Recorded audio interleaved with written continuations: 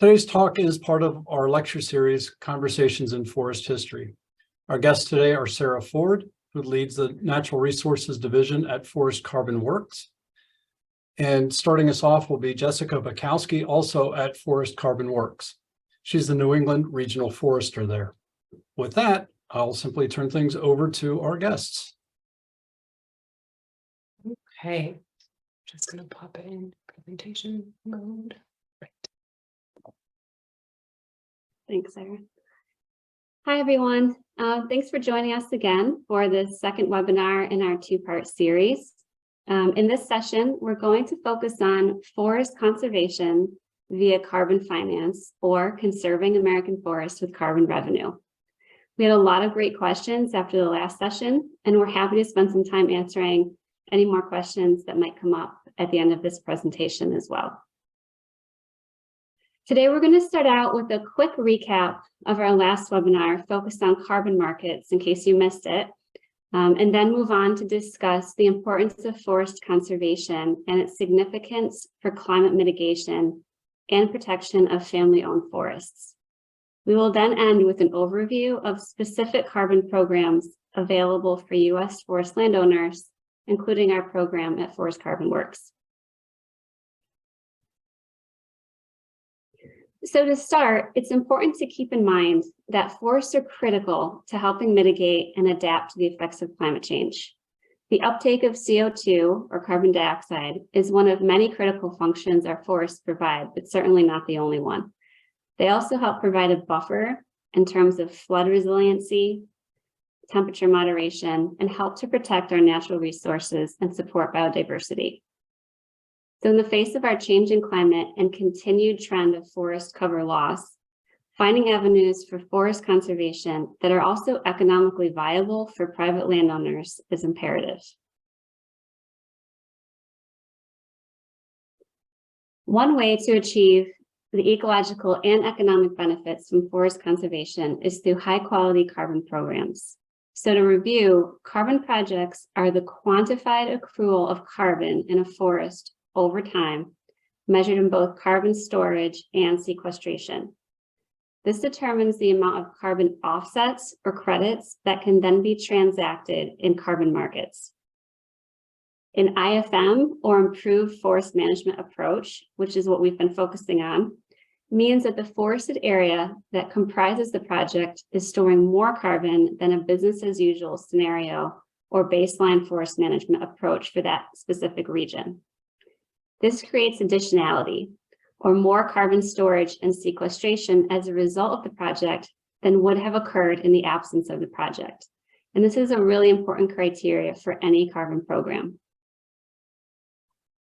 To illustrate this concept, this image demonstrates in a little more detail how an improved forest management approach works over the duration of a project timeline.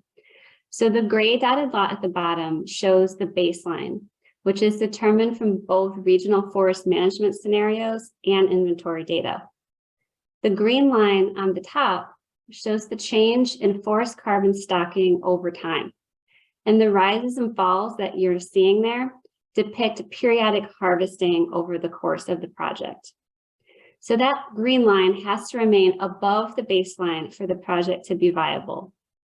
And that teal color in the middle shows the amount of additionality the project creates, which would translate to the carbon offset credits that can then be transacted in the carbon market. So it's showing that additional carbon storage for that specific forest type. And in Monday's webinar, we also reviewed the history of carbon markets in the US and the differences between the compliance and voluntary markets. So to recap, the biggest difference between compliance and voluntary markets is the amount of regulation and oversight. Compliance markets are run by governmental bodies, have centralized oversight and regulation, and credits generated from these projects are often very highly valued and high quality. They can also take a long time to set up and be fairly intensive to manage. Whereas voluntary markets are run by NGOs, or non-governmental organizations, are not governed by one centralized body and have no mandatory regulation. So this is why finding a quality carbon project is so important, especially if it's in the voluntary market. And while there's less oversight of the voluntary market, high quality projects do help with conservation and can generate quality credits.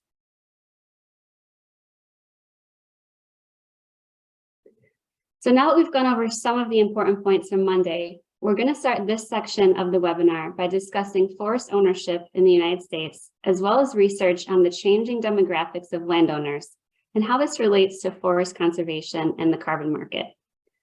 We're also going to address how carbon financing through participating in a carbon project can help protect forests and look at specific options available to landowners. So as I mentioned earlier, forests are critical to meeting our climate goals. Currently, over about 1/3 of the US is forested, and certain areas are considered highly productive. As you can see on this map, these areas are shown represented in the dark green, and they're primarily found in the Pacific Northwest, the Northeast, and the Southeast.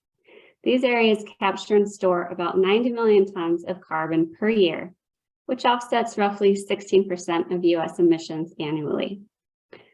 And much of this forest is privately owned, and it's between only 5 and 500 acres in size, which presents an enormous opportunity for climate mitigation and carbon storage in these family-owned forests. And in fact, almost 40% of US forests are family-owned by an estimated 9.6 million families, individuals, and trusts, which is more than any other group, even the federal government. So how these individual landowners choose to manage their forests represents an enormous impact and potential for conservation, especially because family-owned parcels tend to be smaller, around under 500 acres, and are susceptible to land use conversion for a number of reasons. So some of these risks include an aging population and some pressure to develop or sell properties. Forest Service research shows that the average age of a landowner is 63 years, with over 43% being over the age of 65. And then many of these properties can be susceptible to generational transfers and an increased risk for fragmentation and development. Additionally, as I mentioned earlier, most parcels are considered small, with 80% of families owning less than 500 acres, which really increases the risk of fragmentation every time one undergoes a permanent conversion. So with all of these factors at play, it's really important to find ways to make long-term conservation both possible and profitable, and to secure the legacies of family forests, both for these individual families and to help reach our climate goals.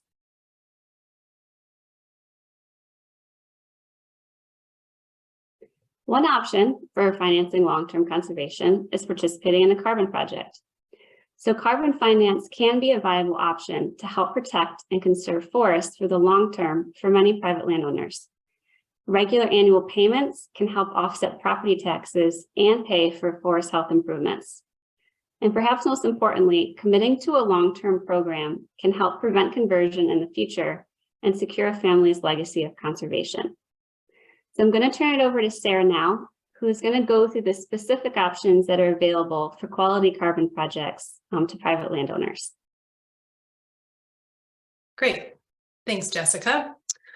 So I'm going to give an overview of 4 carbon program options that there are for US family forest owners. And these really are unique when compared to traditional carbon programs in that they provide carbon market access for small forest owners at no cost to the landowner. Until recently, carbon markets and carbon projects were unattainable to landowners who owned less than multiple thousands of acres. This was due to the high costs of project development, such as inventory analyses and those third-party verification costs. And so now, thanks to new technologies and innovations in project development, carbon programs are becoming more available to landowners that own actually far less than 1,000 acres. The programs I'm going to go over today are the Family Forest Carbon Program, NCX, Core Carbon, and Forest Carbon Works. So one option for family forest owners in the US is the Family Forest Carbon Program. This is a joint venture of the Nature Conservancy and the American Forest Foundation To participate, landowners must own a minimum of 30 acres. There's a maximum acreage of 2,000 acres for this program. It has a 20-year contract length for participation, and it's forest management based for its payments. The practices that are required to participate in the program for forest management are specific to the region and forest type. Family forest carbon is currently available in 9 states in the East and Northeast, and also in some of the lake states. Their payments are fixed at between $10 and $15 per acre per year over the duration of that 20-year contract length. And because the program is forest management based, it does rely heavily on partnering with local foresters, both to write and update forest management plans for its participants, which is included as part of participation in the program. It also has a requirement for 50% hardwood species composition. The Family Forest Program uses a Verra approved methodology, which they developed for their program. NCX, or the Natural Capital Exchange, is another carbon program option for small landowners. This program has a 20-acre minimum and has 1-year contract lengths with the option to renew at the end of that first year. This is a harvest deferral program, so that means that participants agree to defer harvest activities while enrolled in the program. It's available across the United States, and to enroll, landowners submit their property information using the NCX base map technology or software system, so it can be remotely assessed to determine the carbon stocking on the property. And then this is used for landowners to submit a bid for the number of harvest deferral credits that they would like for their property or properties, or that they think they're eligible for. The landowner then waits for confirmation for their bid or for their bid to be accepted, and then this is followed by a payment. For carbon, the next program is currently in development, actually, by Finite Carbon. Finite is a larger carbon developer that does projects on large acreages, upwards of tens of thousands of acres across the United States in both compliance and voluntary markets. The minimum for the core carbon program is 40 acres with a 5,000 acre maximum. This is also a harvest deferral program. It's not yet available, but you can submit property information online, it looks like, according to their website, for when it is available. Last I knew, they were piloting their program in the southeastern part of the country in bottomland hardwoods. CORE also uses a remote property assessment software system to determine the number of carbon offset credits and also payments for landowners. They also developed their own methodology that is American Climate Registry approved in the voluntary carbon market. And lastly, Forest Carbon Works, or FCW, has a 40-acre minimum requirement for their carbon program and no maximum. It is available throughout the United States. Forest Carbon Works contracts are broken into 2 periods, a 25-year payment period, followed by a 35 or 400-year legacy period. During the 25-year payment period, landowners receive annual payments. This 25 years is actually further broken down into 5-year contracts with Forest Carbon Works. This allows landowners to adjust their payments reflective of the current market value of credits that are being issued off their property, and also the current carbon inventory being completed on their property. So this is called a revenue share option. Landowners also will receive higher payments if they commit to that longer 100-year legacy period, as this is adding more permanence to their project, increasing the value of the credits that are being sold from their project. Payments at Forest Carbon Works start at $10 per acre per year. Harvesting is allowed over the duration of the contract. With harvesting, landowners also receive Forest Stewardship Council certification. FCW has their own Forest Stewardship Council, or FSC group. So they manage all certification requirements for their landowners. Forest Carbon Works uses a Verra approved methodology on the voluntary carbon market side for their program. So now that I've given an overview of 4 carbon program options for family forest owners, I also wanted to review and integrity in carbon projects programs, which are really important now that we're seeing such an explosion of demand in carbon markets. This came up on Monday as well. This might be helpful when weighing options between programs. The amount of ecosystem services and co-benefits that are layered with a carbon project is a great indicator of a quality project and also credits. How well does the project protect wildlife habitat, soil and water quality? For example, projects with greater amounts of co-benefits that are able to quantify these yield higher value credits. There's really a wide spectrum of credit pricing out there, like we mentioned on Monday, and usually those lower priced credits are a sign of a lower quality project. Another important factor to consider when signing up for a program is risk mitigation, or what we all often refer to as buffer pools in the forest carbon world. And if these are included in the program, and if they are, how they're structured. Buffer pools protect landowners from being held accountable for crediting when there's an instance that is unintentional, like a disturbance event, such as a hurricane or wildfire, that will damage the forest and the ability to meet the requirements of the contract for the program. Something else that's important when considering the responsibilities of the program is flexibility. Does it exist? If so, what management limitations and or allowances are there? And lastly, another consideration is the methodology that's being used, and also the program design. More indicators of quality. Has the methodology been approved by a carbon registry, been gone through a peer-reviewed process? Does it require a third-party verification or audit? At this point in time, our carbon registries and the whole methodology approval process is really one of the only forms of regulation that exists on the voluntary side of carbon markets.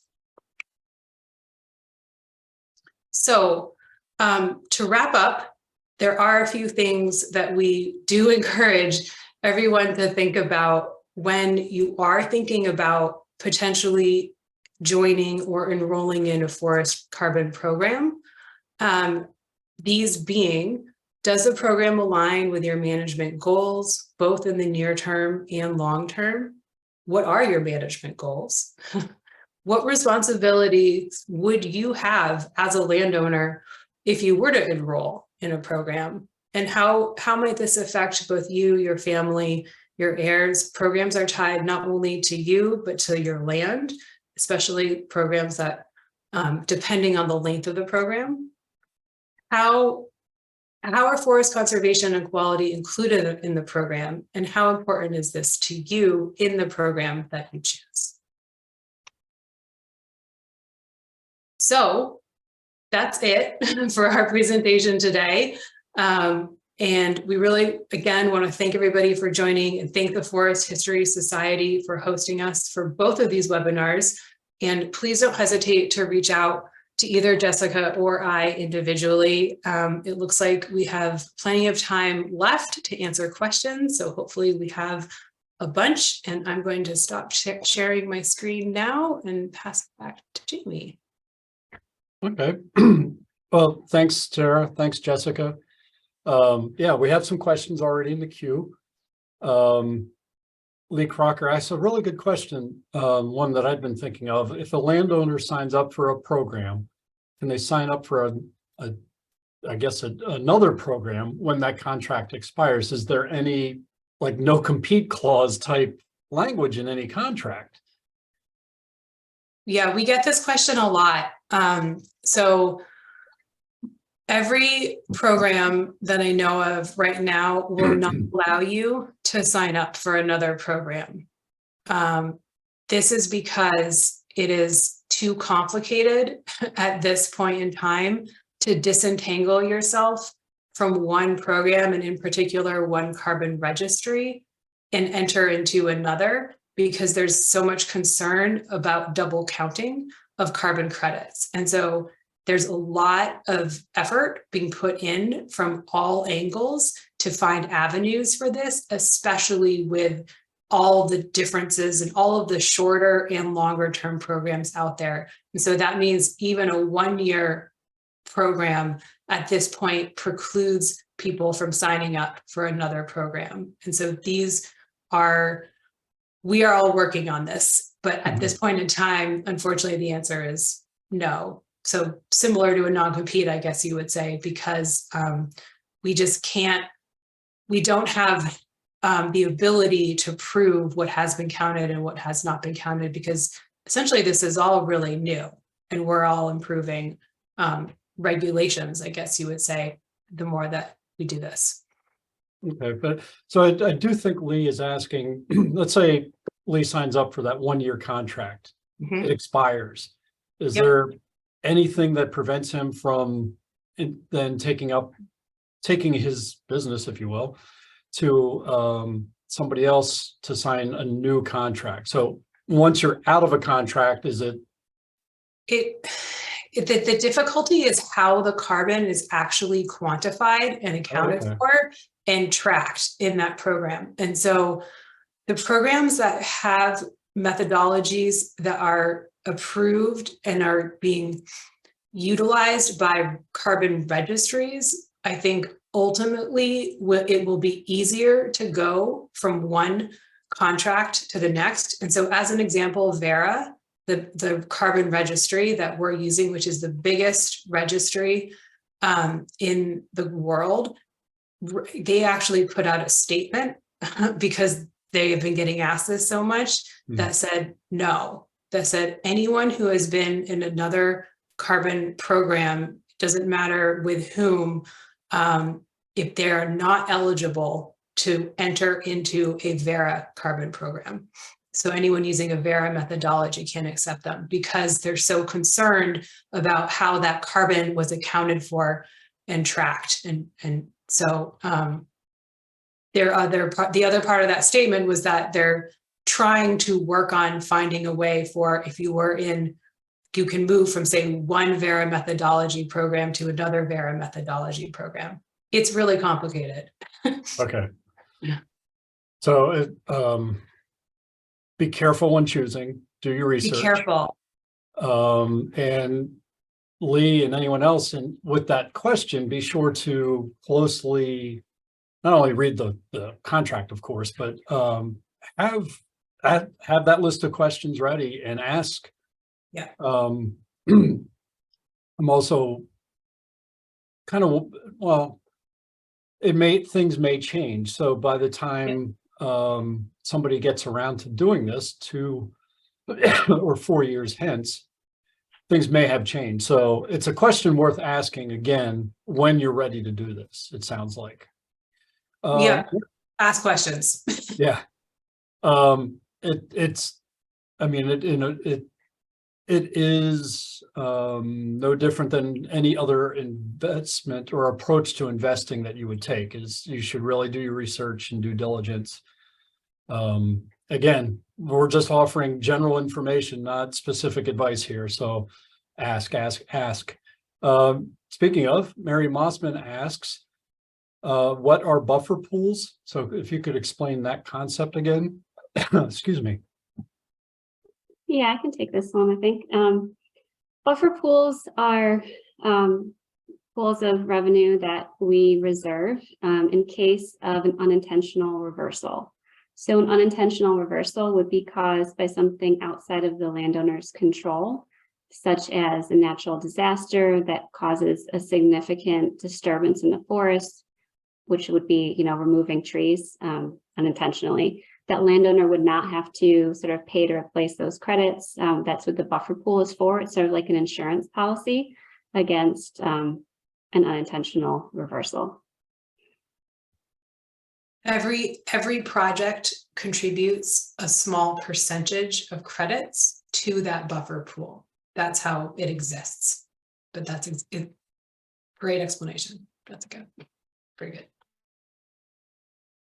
Frank Taylor asks, when land is sold, does the contract then go to the new owner, or what happens if the new owner does not want to participate in the program?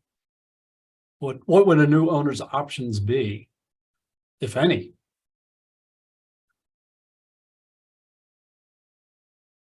The contract is with these, as you call them, longer legacy projects, is with the land. And so it stays with the land, and it will continue to be managed by the company that is in charge of the project at no fee or burden to the new landowner. And so if the new landowner, if there were still payments that were being made annually as a part of that project, it's between both sets of landowners to determine how that would work. But the whole transaction is managed by the developer. So say for Forest Carbon Works, the longer term project, that's how that is managed, which is obviously what I'm the most knowledgeable about. But I mean, I would say that that's probably pretty status quo as far as, companies taking on heavy lifting for landowners. A really good question to ask, though, as far as landowner responsibilities before getting into any contract, if you're at a point where there might be a generational transfer, any transfer with any program. And so that's on the Forest Carbon Works side, how it's managed. I can't speak 100% to any of the other programs. I don't know if that would be a problem in a very short term, if that would come up in a very short term program, but always a good question. Yeah. So somebody asks if you can share a little information about Blue Source. I apologize for putting you on the spot, but explain what Blue Source is and about them. So Blue Source is actually, they're now go by Anew. And they typically start their project development at around a couple thousand acres, which is why I left them out, because we are trying to focus on family smaller forests. And so they do both compliance and voluntary projects, and they follow the traditional inventory approach. And so they're not using remote sensing, any of the new technologies for completing their inventory, the way a lot of the newer developers, I guess you would say, are. And so that's something that does set them apart. They've been in the carbon space for quite some time. And I don't believe they have upfront costs for the landowner at this point in time either. If a project is going to be too expensive or doesn't have a high enough stocking, I believe they'll do an initial assessment, and then they will say it's not worth it to the landowner, as opposed to charging the landowner something up front. Because historically, landowners have been on the hook for those upfront development costs, which have been very expensive until they actually generated carbon payments. And so that's been a really big shift in how carbon development works. Okay. Thanks for clarifying that. And so Blue Source is now called Anew, is that correct? Yes. Okay. A-N-E-W probably? W. Okay. And again, their minimum minimum acreage was out of the zone that we were talking about today. So. Oh, and it looks like perhaps I might have been incorrect about Blue Source and their technology. So appreciate that correction. Okay. Yeah. And also I appreciate the point. I see Charlie chimed in about negotiation by an attorney. You should be represented by an attorney, and that is true. Yeah, absolutely. So Joe Dietzel asks, what programs might prevent timberland owners with a conservation easement for joining? Or is, I guess another way of asking this is, if you're in a conservation easement, does that prevent you from participating in any of these programs?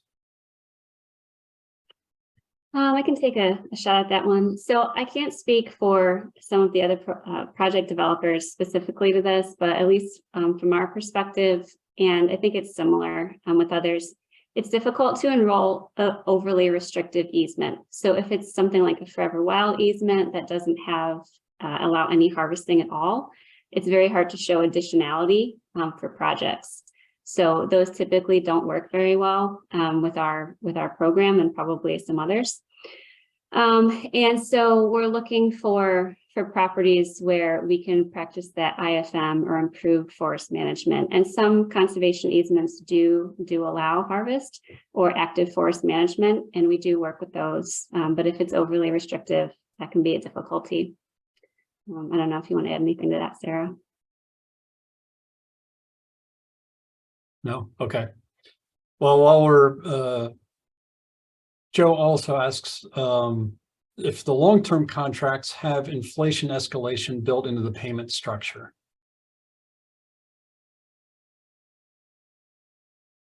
How is long-term escalation built into the payment structure? Not how, but do long-term contracts have inflation escalation built in? So I can imagine over the last 2 years with inflation having really jumped, somebody wondering, well, am I going to see benefit? Or that varies. Really, I don't know what I'm talking about. Yeah, it varies per program. People do ask this a lot, and so again, we can speak to Forest Carbon Works, and so we do have long-term escalation, as what we call it is revenue sharing, a revenue share option for landowners built into our program. I can't speak to the other program since that's not that I work into the program that we're in, but I would, what I would encourage folks to do is there's a couple webinars coming up that do give additional overviews of more program opportunities by, I would say, people who are not developers working directly in this space, where you might be able to probably get more information than you're getting right now from both Jessica and I. There's Charlie Levesque, who I see is on here right now, with Securing Northeast Forest Carbon, which was one of the resources that I put up at the end of our first webinar on Monday. And Melinda Gable with the Forest Landowners Association, I know we're doing a webinar in the very near future. So we can share that information and be sure to get everyone that information about engaging forest family owners in carbon markets. So that'll be, I think, a really good follow-up. Okay. Yeah, I mean, that was a really good question, because that is something that we would all want to be thinking about. It's a long-term investment. When you're talking about a 25 or 50-year contract, no one would want to lock in at current rates. Yep, and I'll say it varies. We have that option, and then I don't. I think not. It really will depend on the length of the contract and the program. And so there's variability. That's what's hard, is there's a lot of variability between all of the programs, and programs are they're new or newer, and they're evolving. An anonymous question has been posed. How are contracts tracked on properties? Are they recorded, say, in local land records or deeds? Yep. How is that handled? So we do put an MOA on the deed at Forest Carbon Works. And MOA again, meaning, a memorandum of understanding. okay, But again, there's variability there as well. So this will vary from contract to contract and contract length as well. okay.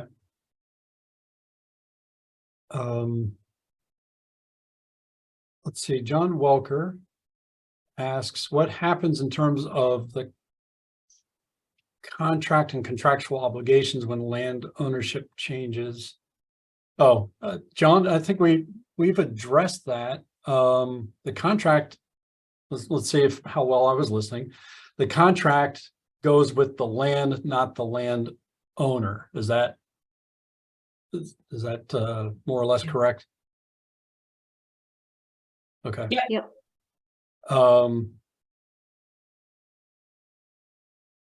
So I guess Dennis Testerman is asking for some clarification. He says, am I hearing correctly that there are voluntary markets that can be used to manage old growth through payments for deferring harvest, similar to ecosystem services payments? Yeah, I think, I mean, that's essentially, yes. So the approach we're using is called improved forest management rather than harvest deferrals. Some programs do use harvest deferrals, but it's taking approaches to increase the sequestration and storage of carbon in your forests for the long term. And that accrual of additional carbon can generate annual payments through the voluntary carbon market or compliance carbon market, depending on which program you choose to enroll in. So yes.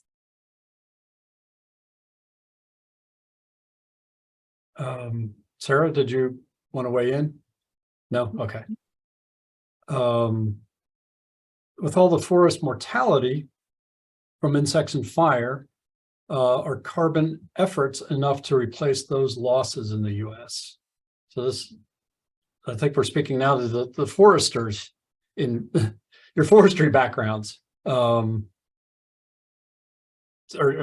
Yeah, that's a or is that, go ahead.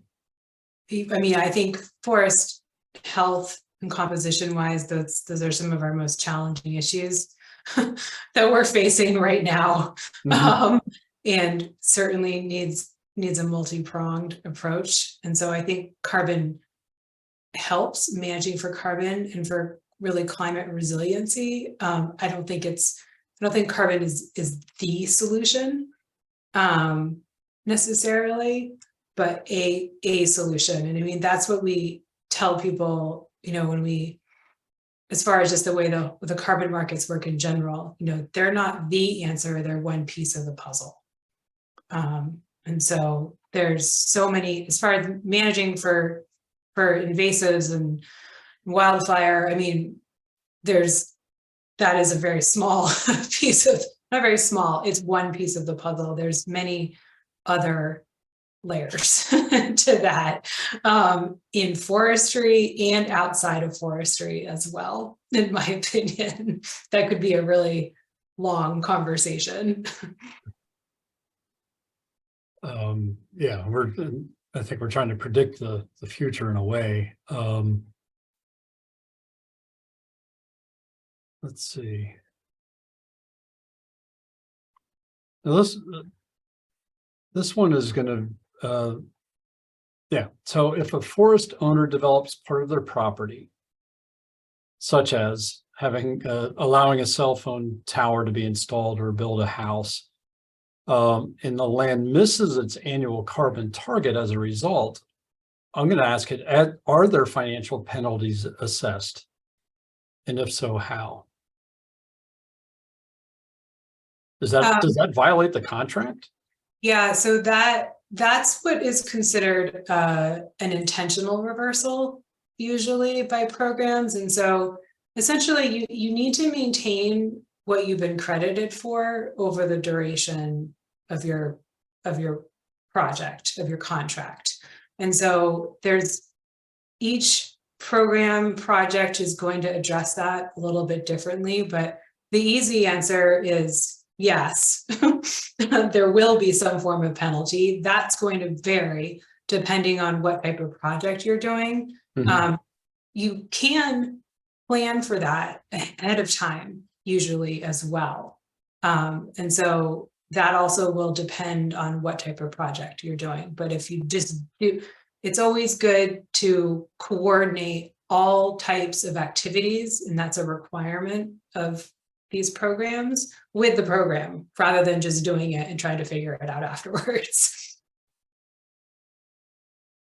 Yeah, I mean, otherwise it's a form of double dipping. If you're under the contract, you're getting the benefits, and then you clear land for a project that hasn't been agreed upon. Yeah. And you're then profiting from that. That, to me, that's not kosher. So, Carl Blaler asks an interesting question, which how does a developer like Forest Carbon Works evaluate forest health over the lifetime of a contract? What can you talk a little bit about the frequency of assessment, how assessment is done? Can you compare and contrast that with some of the other developers? Yeah, I can start out on that one. So we have a couple different ways for doing this. We actually have 5-year contracts within that 25-year crediting period. And so we reevaluate after each of those smaller contract periods, and we can do a re-inventory of the forest, and we can use satellite imagery. And we also have an annual reporting form that we ask the landowner to fill out, noting any major changes to their forest, such as forest health issues, reversals, unintentional reversals, anything like that. So we have a couple different ways of monitoring that, including forest inventory. We also we do allow harvests in our contracts, but we are FSC certified, and we require any significant harvest to meet those requirements to ensure the sustainability and the management approach is going to match with our program. So we monitor that as well. And landowners are required to notify us if they have any harvests that are planned, so that we can walk them through that process and help them facilitate that. And I can't speak too much about other programs, but I believe that there is monitoring throughout those contract periods for most other project developers as well.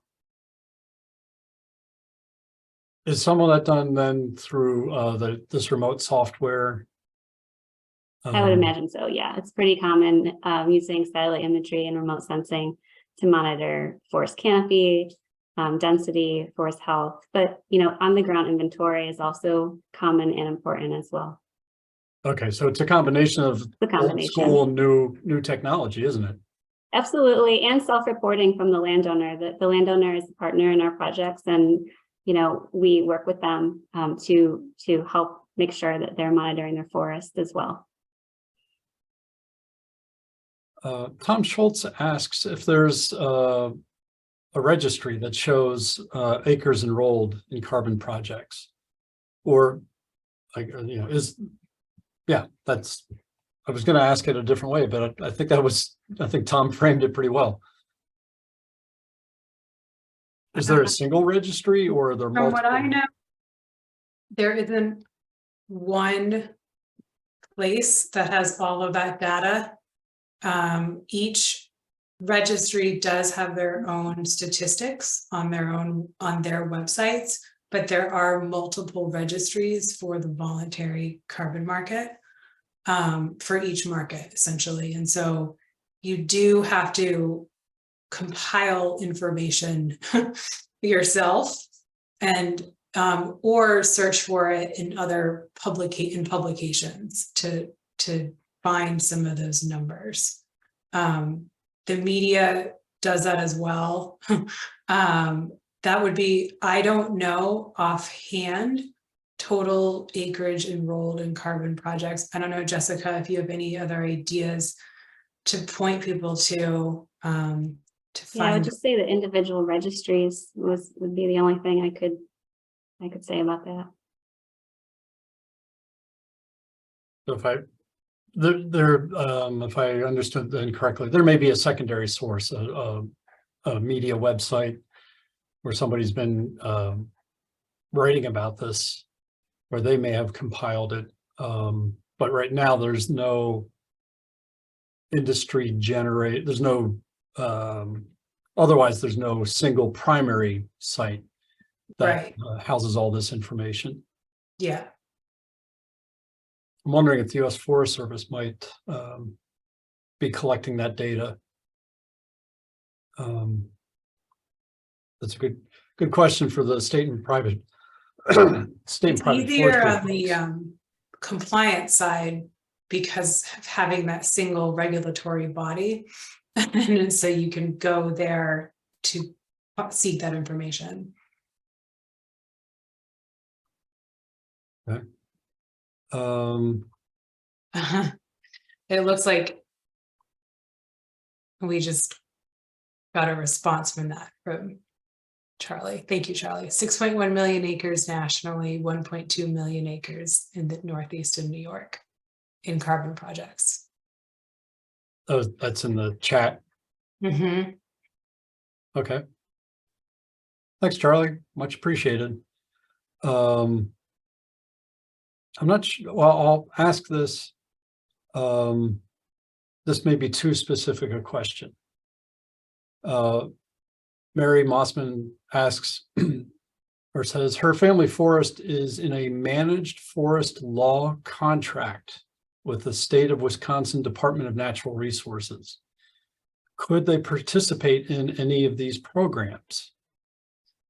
I don't know anything about managed forest law contracts. So is this something you can speak to, or?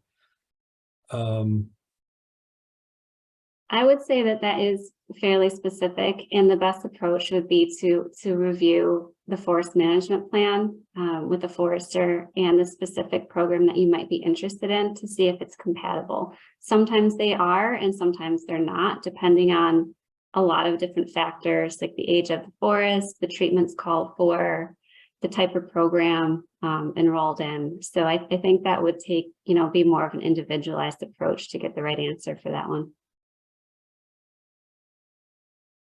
So, actually, I was thinking about this. So if I'm new to this, I'm a landowner who's interested in this. What are some of the basic steps I need to take before I even approach an organization like yours? Should I, one of you mentioned earlier having management goals. So is the first step really to maybe work with a consulting forester and get some professional guidance and input? It's always good to work with a forester. Sure. Foresters will always recommend that. It can be really overwhelming, and there's a lot of really good resources out there. There's a spectrum, I think, in what, foresters are really, I think, learning a lot, especially in the last few years, myself included. As there's more information, we're learning so much about everything forest carbon and opportunities. And the resources that I posted in the first webinar are also a really great jumping off point if landowners are interested, especially that Securing Northeast Forest Carbon website, which, even though it says Northeast on it, it's a really good conglomerate of different options out there and these programs that we're going over right now. And there's links to presentations about just basic carbon, how the carbon cycle works, forest carbon management. I would really direct landowners there, honestly, as a starting point. It's a cooperative with the U.S. Forest Service, and actually Charlie Levesque, who is a forester and on this call right now. So not that I'm trying to promote, but it's just a really good, it's meant to be a non-biased hub for information, which it is. And that's, what do you think, Jessica? Yeah, I think that's a really good place to start. I would also offer that, if people are interested in certain carbon programs, just talking to someone more like at that specific organization, you can usually do that free of charge and with no commitment. Like, we have a really good team that will take a look at forest management plans and talk to a landowner without requiring any commitment. And I'm sure a number of programs do that as well. So I would say just having some conversations and gathering information would be another good step. You're not going to get forced into anything just by sending an email or calling people up at the varying companies.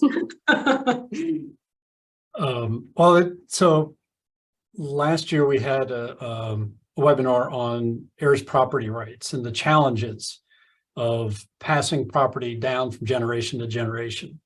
And this strikes me as an intersection of that topic and the future of the land within the family. What are we going to do with it? Some people are wanting a more short-term approach, harvest or sell and get out. So I would simply encourage families who are talking about passing land down from the older generation to the younger generation to start with some of these websites, get up to speed, educate the succeeding generation as to the ecological system or services and the benefits of retaining the land within the family. That the short-term profit may seem really attractive, but there is a lot to be said for holding on to the land. And this is really what these two webinars are getting at, is healthy management, sustainable management of the land will then generate, it becomes an income stream that can be passed from generation to generation. So again, educate yourself. If you're that older landowner and the kids are not terribly interested, I think two things: get them out on the land. That really changes the mind. And then introducing them to these concepts can also have a great influence and impact. We're seeing that play out in my wife's family right now, where it's the third generation, their kids. But there's talk of, okay, how do we pass that land? Well, we know legally how to pass the land down, but keeping them interested in retaining the land, that this is a mechanism for doing that. Well,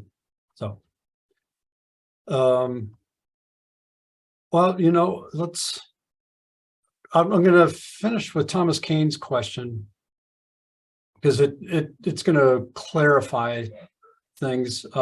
Does a forest certification program equal higher quality carbon credits, or is one more valuable than the other? It does, and especially at market, it does. And so that's why forest certification is required for harvest activities in many programs, not all programs, but we're seeing that more in programs having to do with adding that extra layer of value to credits when they're marketed. It's an extra stamp, an extra, quality layer behind the credit. Okay. Well, I think we'll finish on that note. Thank you, Sarah. Thank you, Jessica. Really appreciate it.